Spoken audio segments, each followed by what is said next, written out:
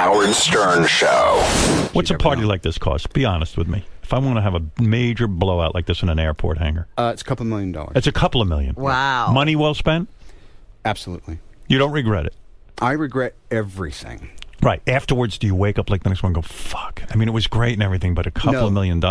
You know what I really learned, though, was I created it so that when you entered the party, you came through this white tunnel with kind of Mylar on the sides, and it was playing It's My Party and I'll Cry If I Want To, a song from 1965, and there was Vietnam imagery. 65 is when you were born? Correct. And Charlie Brown being projected onto this thing. And I thought, this will be great. It'll kind of like disorient people, and then they'll come to this room.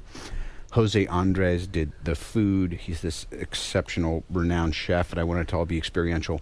And so I got to the party, and I went through the tunnel, and I was completely fucking disoriented by the time I entered my own party. In other words, the film of Vietnam snippets, and you're setting the mood of the year you were born. Yeah. It might have thrown people a bit. It might have even thrown off the mood of the party. Maybe it was a mistake doing that. It was not a mistake. Only several people had adverse reactions, and I was one of those people. You almost threw up. Yes, and then it went. That was the white zone. In the black zone was 1975. So we had these past hors d'oeuvres and stuff like Why that. Why 75? Black lights.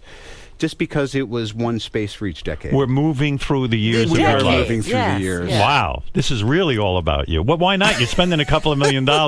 So when you're in the 70s, there's hors d'oeuvres served. Yes. And is there a sit-down dinner at some point? We did not want to do a sit-down dinner. We had stations and past stuff and should have been there. experiential things. Fuck. By the way, the point I wanted to make, if there is one, is I spent all this dough, and at the end of it, I realized I hadn't really had the experience. I kind of hosted my own party. Right. I didn't taste that thing that I spent 2 weeks with the chefs and did the tasting. And So what'd you do?